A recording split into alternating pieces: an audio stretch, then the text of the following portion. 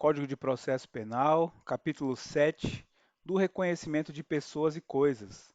Artigo 226. Quando houver necessidade de fazer-se o reconhecimento de pessoa, proceder-se-á da seguinte forma: 1. A pessoa que tiver de fazer o reconhecimento será convidada a descrever a pessoa que deva ser reconhecida. 2. A pessoa cujo reconhecimento se pretender será colocada, se possível, ao lado de outras que com ela tiverem qualquer semelhança, convidando-se quem tiver de fazer o reconhecimento a apontá-la. 3.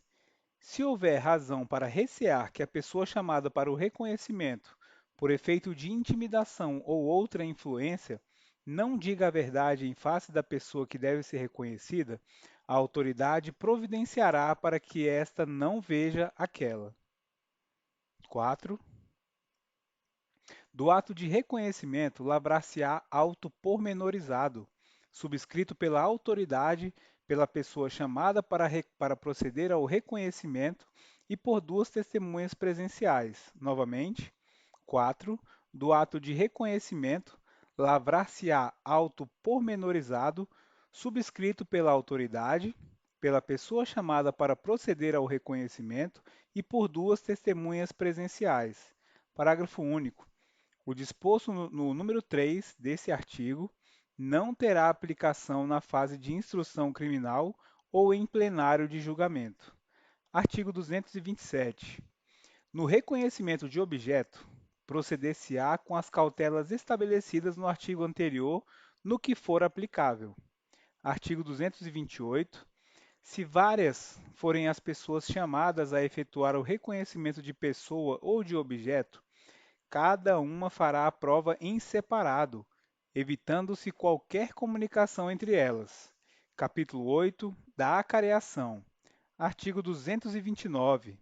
A acareação será admitida entre acusados, entre acusado e testemunha, entre testemunhas, entre acusado ou testemunha e a pessoa ofendida, e entre as pessoas ofendidas, sempre que divergirem em suas declarações sobre fatos ou circunstâncias relevantes.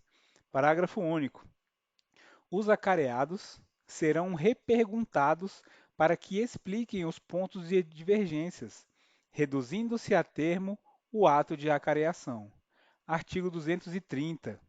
Se ausente alguma testemunha, cujas declarações diverjam de outra, que esteja presente, a esta se darão a conhecer os pontos de divergência, consignando-se no auto o que explicar ou observar.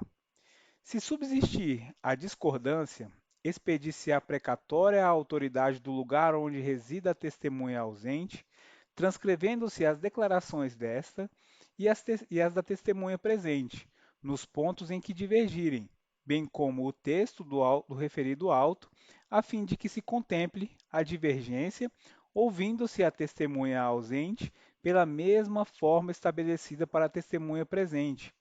Esta diligência só se realizará quando não importe demora prejudicial ao processo e o juiz a entenda conveniente. Capítulo 9 dos documentos. Artigo 231. Salvo os casos expressos em lei, as partes poderão apresentar documentos em qualquer fase do processo. Artigo 232. Consideram-se documentos quaisquer escritos, instrumentos ou papéis, públicos ou particulares. Parágrafo único. A fotografia do documento, devidamente autenticada, se dará o mesmo valor do original. Artigo 233. As cartas particulares, interceptadas ou obtidas por meios criminosos, não serão admitidas em juízo. Parágrafo único. As cartas poderão ser exibidas em juízo pelo respectivo destinatário para a defesa de seu direito, ainda que não haja consentimento do signatário. Artigo 234. Se o juiz tiver notícia da existência de documento relativo a ponto relevante da acusação ou da defesa, providenciará, independentemente de requerimento de qualquer das partes, para sua juntada aos autos, se possível. Artigo 235. A letra e firma dos documentos particulares serão submetidas a exame pericial quando contestada a sua autenticidade. Artigo 236. Os documentos em língua estrangeira, sem prejuízo de sua juntada imediata, serão, se necessário, traduzidos por tradutor público ou, na falta, por pessoa idônea nomeada pela autoridade. Artigo 237. As públicas formas só terão valor quando conferidas com o original, em presença da autoridade. Artigo 238. Os documentos originais, juntos a processo findo, quando não exista motivo relevante que justifique a sua conservação nos autos, poderão, mediante requerimento e ouvido o Ministério Público, ser entregues à parte que os produziu, ficando traslado nos autos.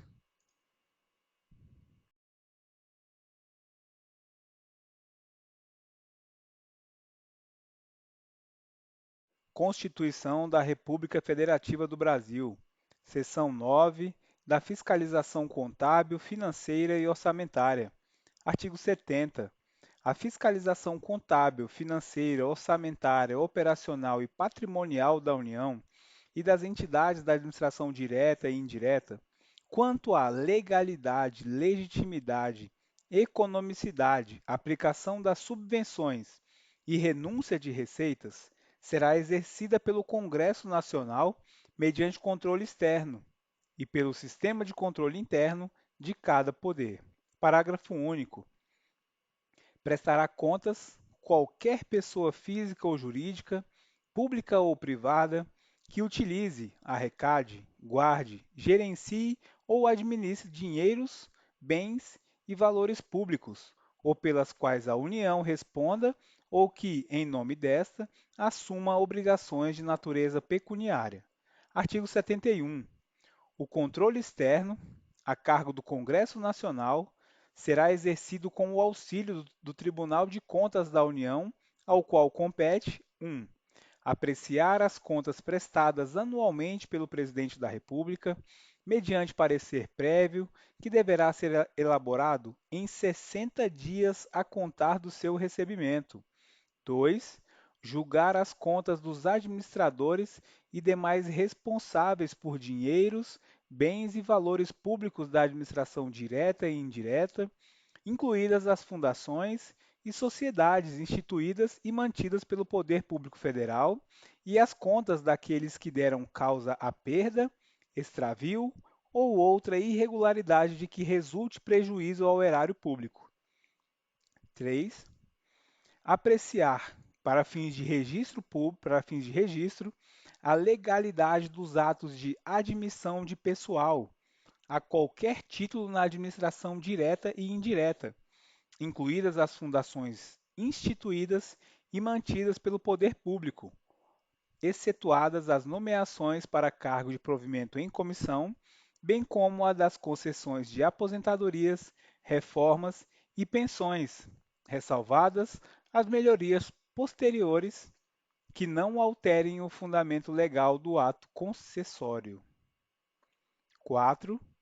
Realizar por iniciativa própria da Câmara dos Deputados, do Senado Federal e de comissão técnica ou de inquérito, inspeções e auditorias de natureza contábil, financeira, orçamentária, operacional e patrimonial nas unidades administrativas dos poderes legislativo, executivo e judiciário e demais entidades referidas no inciso 2.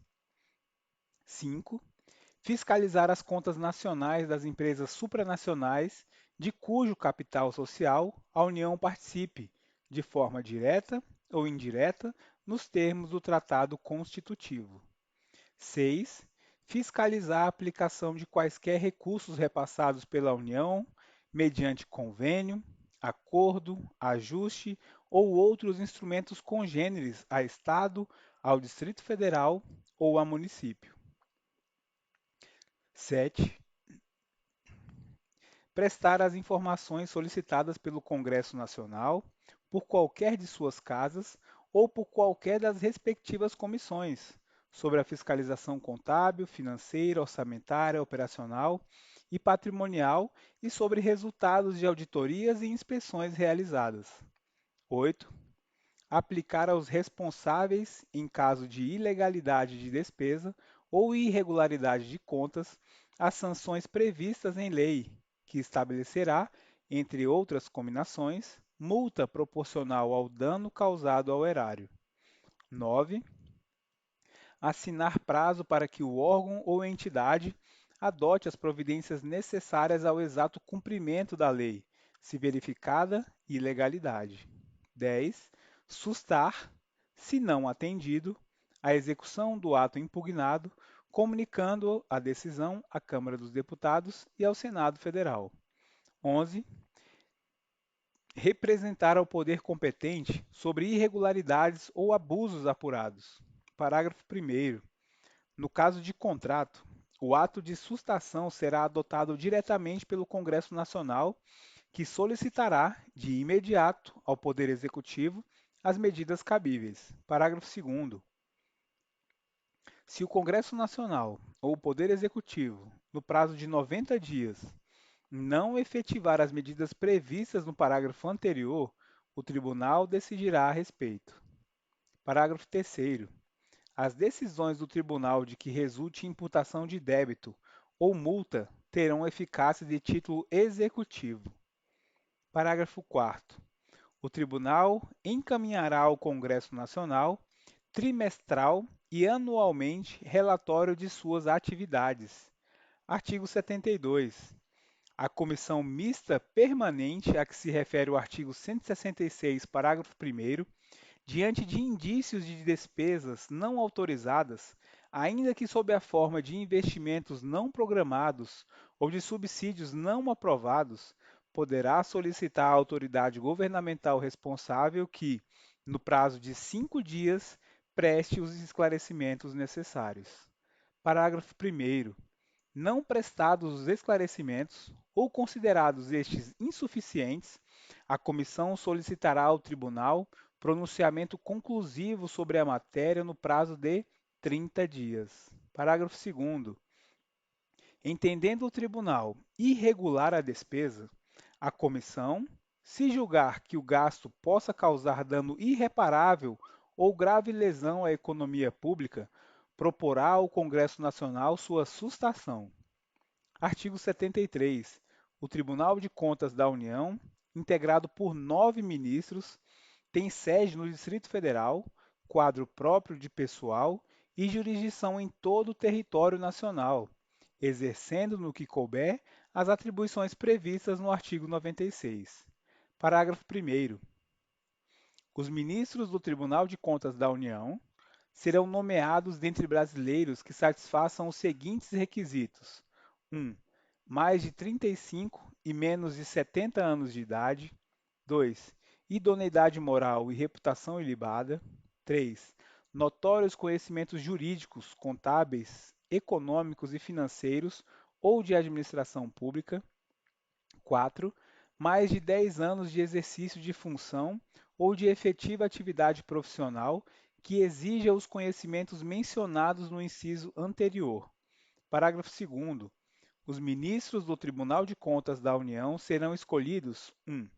Um terço pelo Presidente da República, com aprovação do Senado Federal, sendo 2 alternadamente dentre auditores e membros do Ministério Público junto ao Tribunal, indicados em lista tríplice pelo Tribunal, segundo os critérios de antiguidade e merecimento.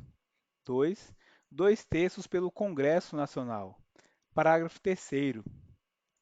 Os ministros do Tribunal de Contas da União terão as mesmas garantias, prerrogativas, impedimentos, vencimentos e vantagens dos ministros do Superior Tribunal de Justiça, aplicando-se-lhes, quanto à aposentadoria e pensão, as normas constantes do artigo 40. Parágrafo 4º. O auditor, quando em substituição a ministro, terá as mesmas garantias e impedimentos do titular e, quando no exercício das demais atribuições da judicatura, as de juiz de Tribunal Regional Federal. Artigo 74. Os poderes legislativo, executivo e judiciário manterão, de forma integrada, sistema de controle interno com a finalidade de 1. Avaliar o cumprimento das metas previstas no plano plurianual, a execução dos programas de governo e dos orçamentos da União. 2. Comprovar a legalidade e avaliar os resultados quanto à eficácia e eficiência da gestão orçamentária, financeira e patrimonial nos órgãos e entidades da administração federal, bem como da aplicação de recursos públicos por entidades de direito privado. Parágrafo inciso 3º.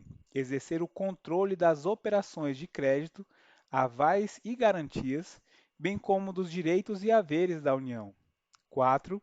Apoiar o controle externo no exercício de sua missão institucional. Parágrafo 1º. Os responsáveis pelo controle interno, ao tomarem conhecimento de qualquer irregularidade ou ilegalidade, dela darão ciência ao Tribunal de Contas da União, sob pena de responsabilidade solidária. Parágrafo 2º. Qualquer cidadão, partido político, associação ou sindicato é parte legítima para, na forma da lei, denunciar irregularidades ou ilegalidades perante o Tribunal de Contas da União. Artigo 75. As normas estabelecidas nesta seção aplicam-se no que couber à organização, composição e fiscalização dos tribunais de contas dos Estados e do Distrito Federal, bem como dos tribunais e conselhos de contas dos municípios. Parágrafo único. As constituições estaduais disporão sobre os tribunais de contas respectivos, que serão integrados por 7 conselheiros.